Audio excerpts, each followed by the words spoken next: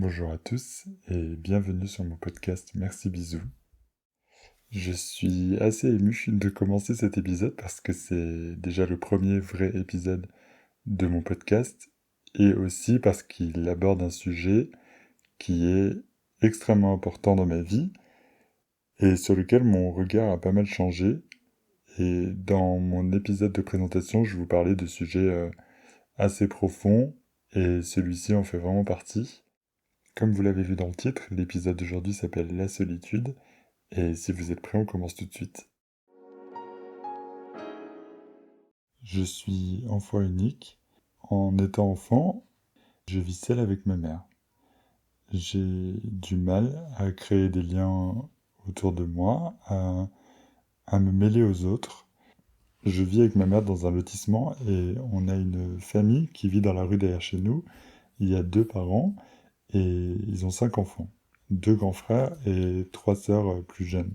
Je me dis qu'ils ont tellement de chance. Ils sont jamais seuls, ils ont toujours quelqu'un à qui raconter leurs histoires, ils ont des gens qui les aident pour les devoirs. Ils sont jamais seuls.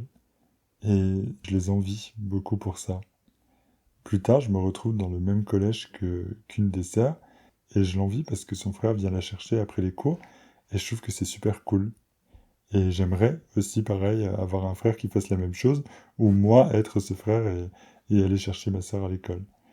Et quand je l'entends elle, ou quand j'entends d'autres personnes se plaindre de leurs frères et sœurs, je comprends pas.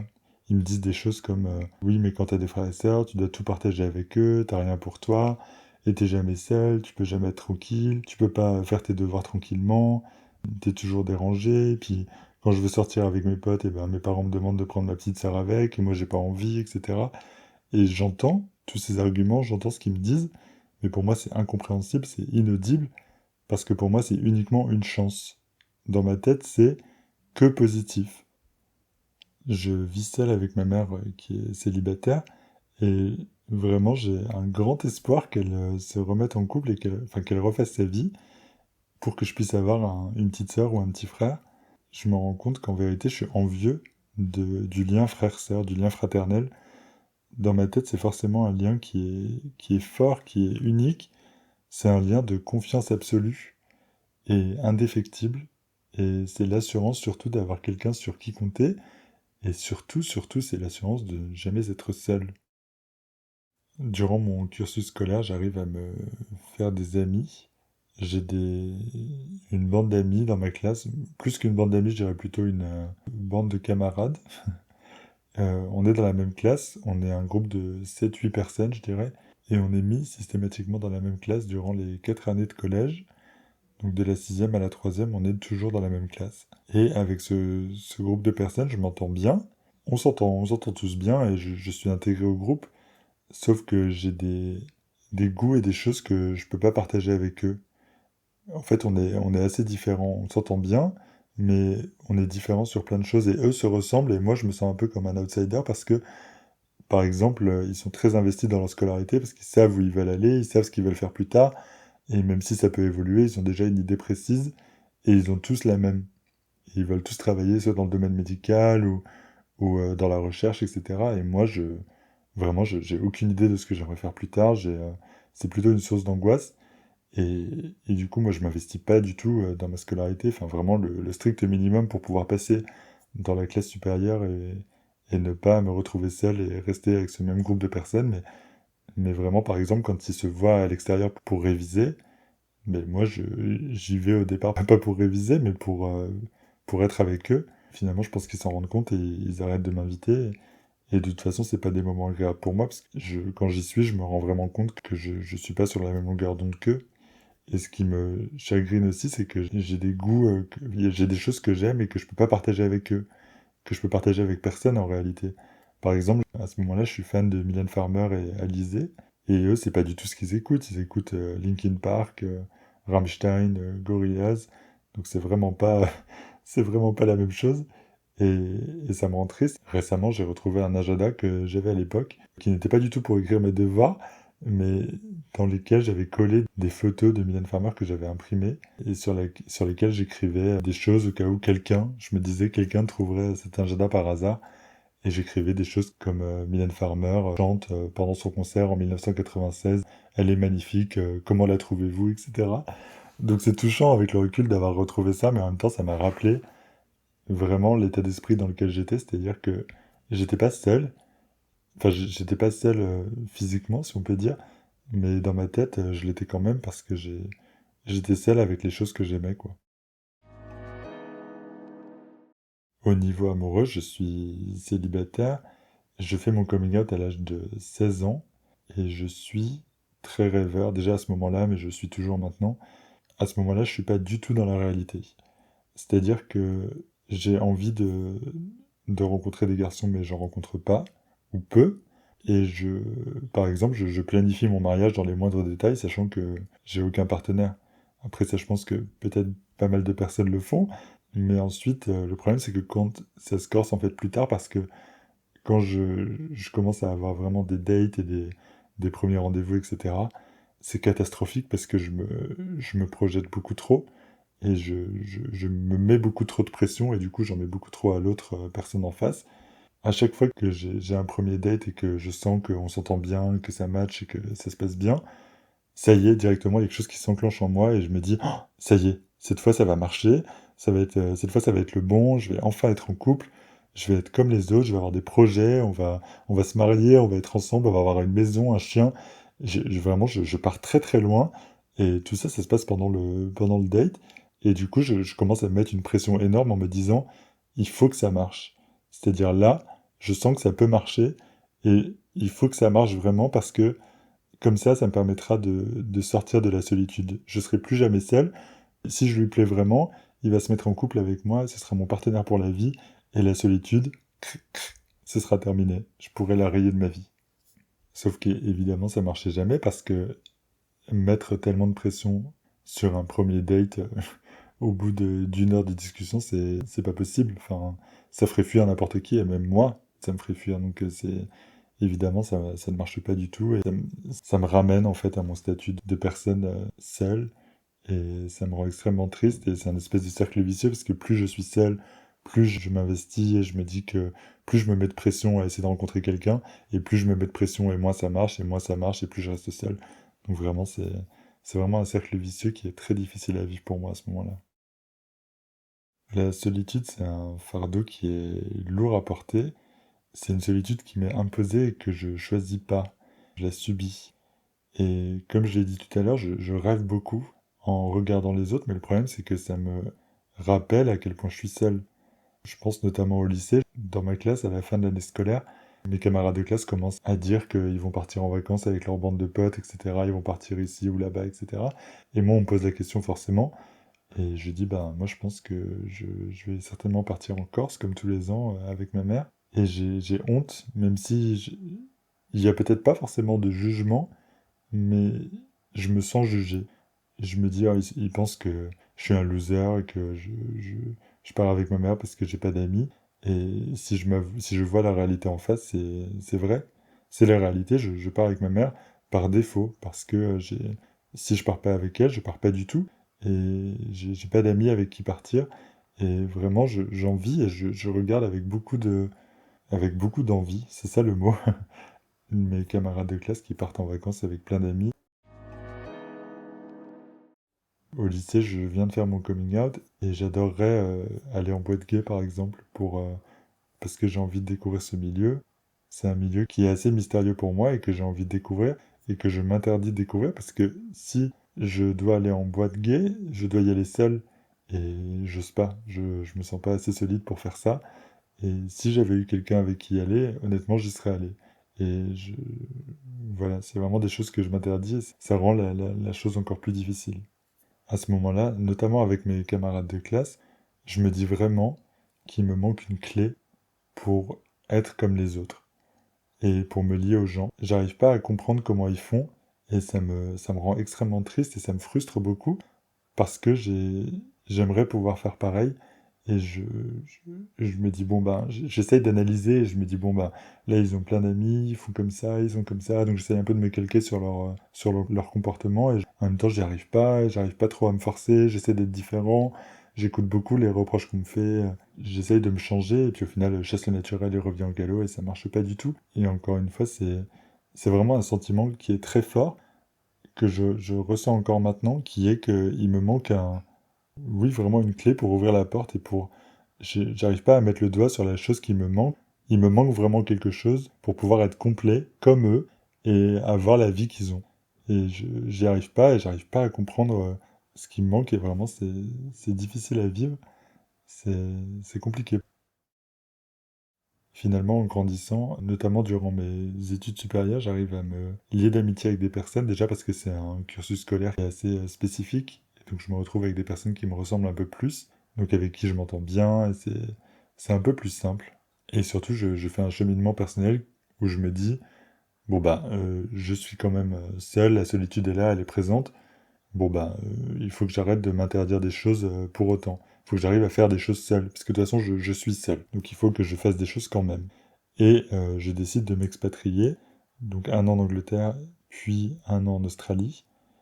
Et je me souviens que quand je dis à mon entourage que je vais partir seul, à chaque fois pour mes 2 voyages, j'entendais des personnes qui me disaient «Mais t'as tellement de courage de partir seul, vraiment bravo à toi, moi j'oserais jamais partir seul comme ça». Bon, en Angleterre c'était différent, mais en Australie surtout, à l'autre bout du monde, tout seul comme ça, honnêtement je sais pas comment tu fais. Et ça c'est vraiment un discours que j'arrive pas du tout à comprendre parce que pour moi c'est pas du courage. Je fais preuve d'aucun courage. Si on devait définir ce que je ressens, c'est plutôt de la résignation. C'est-à-dire je suis résigné, je me dis pas bon, je vais prendre mon courage à deux mains et je vais partir seul. Non, je me dis bon, bah j'ai pas le choix. Si jamais je veux aller là-bas, ben, si j'attends sur quelqu'un, je partirai jamais. Donc je vais partir seul. C'est plutôt ça. Je sais pas si c'est clair la différence, mais en tout cas dans ma tête, c'est pas du tout compréhensible qu'on me dise que je suis courageux. Je fais preuve d'aucun courage à mes yeux. Dans le fait de m'expatrier, je me disais qu'en partant, mes problèmes allaient se régler, comme par magie, ou en tout cas s'atténuer. Et bien sûr, j'ai rencontré des personnes super avec qui je me suis très bien entendu, aussi bien en Angleterre qu'en Australie. Ça m'a fait du bien. Les différences culturelles ont fait aussi que j'ai beaucoup appris et mon esprit s'est davantage ouvert. Néanmoins, les dates que je fais, notamment en Australie, sont toujours aussi catastrophiques. C'est-à-dire que je reproduis encore le même schéma que ce que je reproduisais en France, c'est-à-dire je m'investis beaucoup trop, je me mets beaucoup trop la pression. Je pense que j'envoie des signaux de désespoir, et c'est attirant pour personne, le désespoir. Personne n'a envie de se mettre avec quelqu'un où on sent que c'est indispensable pour cette personne d'être en couple, surtout au premier date. À mon retour d'Australie, donc fin 2019, je décide de m'installer à Paris parce que je suis de retour chez ma mère en rentrant de voyage et on s'entend très bien, mais pas en vivant ensemble. Et surtout, elle vit dans une petite ville et moi j'ai besoin de vivre dans une grande ville, de pouvoir faire des choses, etc. Surtout quand en Australie, avant de rentrer, j'habitais à Melbourne, qui est quand même une grande ville. Donc j'ai besoin de... Pour moi, c'est synonyme de liberté d'habiter dans une grande ville. Donc je me dis, pourquoi pas Paris, comme ça je reste en France. Et surtout, j'aimais pas du tout Paris avant, pour y être allé en week-end ou en courtes vacances avec ma mère auparavant. Et je me souviens qu'en Australie, les gens me disaient, ah, Paris c'est génial, c'est si beau, etc. Et moi je disais, mais non, non, non, c'est horrible comme ville. Et je me suis dit, bon, je peux pas continuer à dire à tout le monde que c'est horrible sans y avoir vécu. Donc là, ce sera une bonne expérience, je vais m'installer, je vais voir. Si ça me plaît pas, je partirai, mais au moins je me serais fait un vrai avis en vivant sur place. En arrivant à Paris, je décide de faire quelque chose que je voulais, slash devais, faire depuis très longtemps, mais que je repoussais beaucoup. Je décide de commencer une thérapie. J'ai plusieurs choses à régler, dont ce problème de solitude qui malgré tout me poursuit encore. Pendant 6 mois, je vois un psychiatre. Je connaissais pas encore les différences entre psychologue, psychiatre, psychothérapeute, psychanalyste. Je vais voir un psychiatre sur recommandation d'une personne que je connais à Paris, et aussi pour le côté financier, parce qu'il y a une partie de remboursé. Au final, pendant 6 mois, je me rends compte que ça évolue pas, enfin, je me vois pas évoluer, je me vois pas changer. Pour moi, je fais que raconter ma vie, et puis la personne en face me répète ce que je viens de dire en disant, ah oui, donc ce que vous dites, c'est que blablabla. Donc je me dis, ok, ça n'avance pas. Je vais voir quelqu'un, enfin, je lui demande de me recommander d'autres personnes Finalement, après avoir vu quelques personnes, je tombe sur la psychologue que je continue de voir en ce moment.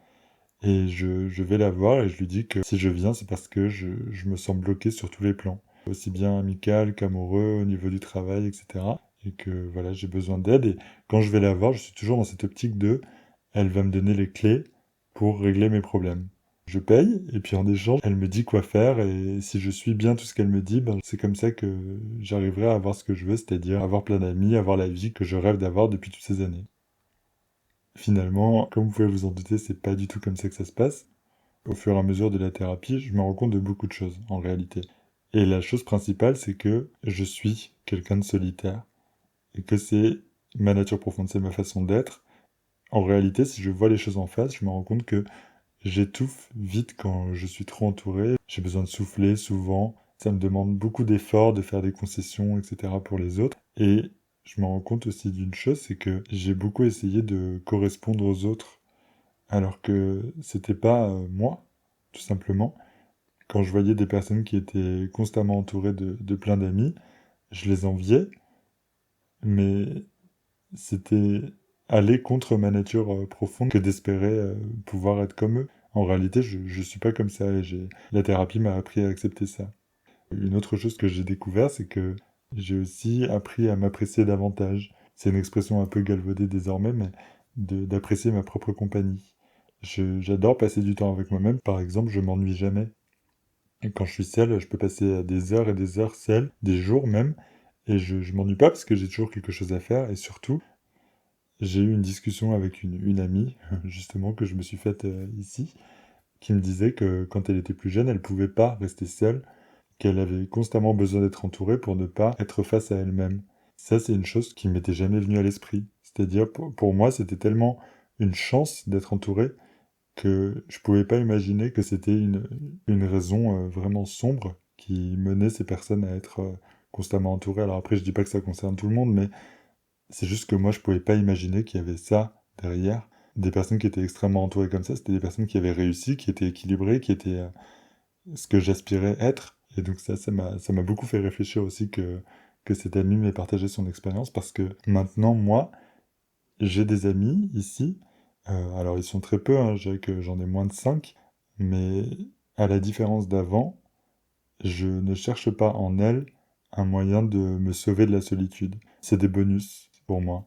Je me suffis à moi-même et il se trouve qu'ils sont là et je les aime beaucoup et je suis très heureux de les avoir dans ma vie. Mais si ils ne sont pas là, je vais pas m'effondrer. Le fait de me lier à ces personnes n'a pas été guidé par l'envie d'échapper à la solitude. Et je pense que ce qui est possible pour moi désormais, c'est d'avoir avec ses amis une relation saine, ce qui n'était pas du tout possible auparavant. Grâce à la thérapie, et maintenant, j'ai compris plusieurs choses. J'ai compris que les frères et sœurs, parfois, peuvent être en discorde, que ce n'est pas toujours aussi simple qu'un lien fraternel qui nous unit pour la vie et qui fait qu'on aura toujours quelqu'un sur qui compter. Bien sûr, parfois c'est le cas, et heureusement, mais c'est pas toujours le cas. Je connais des personnes dans mon entourage qui ont des frères et sœurs avec qui ils ne s'entendent pas du tout, et qui ne se parlent pas, ils ont aucun lien, etc. Et voilà, encore une fois, c'était vraiment quelque chose que je fantasmais beaucoup en étant plus jeune et sur lequel j'ai un peu changé mon regard. J'ai compris aussi que des bandes d'amis, des groupes d'amis font parfois des compromis et des concessions que moi, je ne serais pas en mesure de faire et que je ferais pas. Et ça, c'est encore une fois des récits de vacances entre amis que j'entends, où voilà, des personnes me disent, où j'entends que il y a parfois des disputes, et puis même parfois les amitiés sont rompues après des vacances passées ensemble, parce que en réalité on se connaît pas vraiment et que il y a des concessions à faire. Et donc c'est encore une fois, c'est plus compliqué que ce que j'imaginais en étant plus jeune, où je me disais ben c'est forcément génial parce qu'ils sont pas seuls.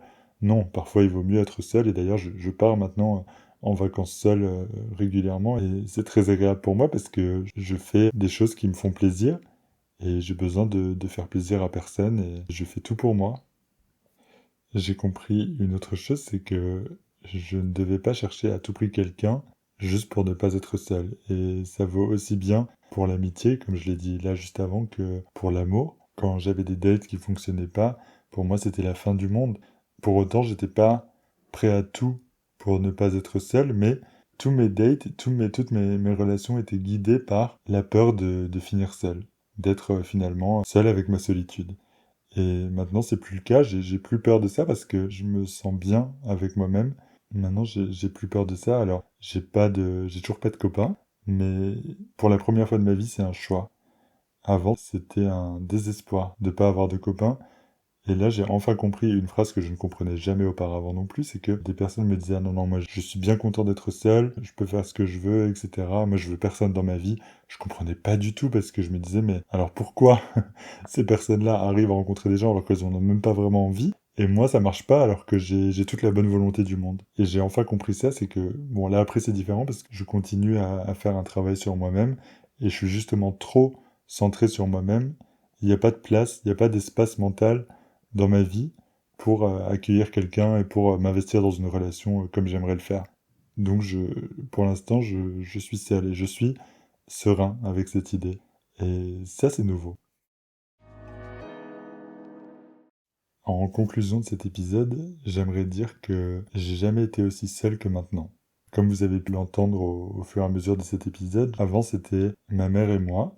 Pour moi, c'était la seule personne qui était totalement digne de confiance, sur laquelle je pouvais toujours compter. Je savais que j'étais la personne la plus importante à ses yeux. Et aujourd'hui, ma mère n'est plus là. Elle est décédée il y a quelques mois. Je suis pas très proche de ma famille. Comme je l'ai dit avant, j'ai peu d'amis. J'ai pas de copains non plus. Donc je suis extrêmement seul, plus que ce que je n'ai jamais été dans ma vie. Je me dois d'être autonome, je dois prendre mes propres décisions. En résumé, je suis seul face à la vie. Et je suis seul et heureux. C'est-à-dire, ça m'a jamais aussi peu pesé que maintenant. Je dirais même que je suis mon propre allié et que du coup la solitude ne me fait plus peur. C'est pas... La solitude n'est pas partie de ma vie, elle est toujours très présente, comme vous pouvez l'entendre dans ce que je vous raconte, mais c'est mon regard sur elle qui a changé. C'est plus une épée de Damoclès qui pèse au-dessus de ma tête, où je me dis, bon, à tout moment le coup près va tomber, je saurai que je terminerai seul et que je serai seul toute ma vie. Là, je suis content d'être entouré, mais être seul, c'est plus une fatalité, c'est plus quelque chose qui me pèse comme avant. Aujourd'hui, je suis très seul et je suis très heureux. Tout va bien. Je vais m'arrêter là pour cet épisode. C'était assez intense pour moi de vous raconter tout ça. J'espère vous avoir peut-être apporté, pas des clés, mais en tout cas mon expérience, que ça vous a fait peut-être réfléchir. N'hésitez pas à me laisser un commentaire. Il y a mes réseaux dans la description de l'épisode. N'hésitez pas à m'écrire sur n'importe quel réseau social, je réponds à tout le monde. N'hésitez pas également à me laisser une note sur l'application de podcast sur laquelle vous m'écoutez, ça me ferait extrêmement plaisir et ça m'encourage à continuer. Donc n'hésitez pas, je vous remercie encore une fois infiniment de m'avoir écouté. Je vous dis à la semaine prochaine pour un nouvel épisode. D'ici là, je vous embrasse et je vous dis à bientôt. Merci, bisous.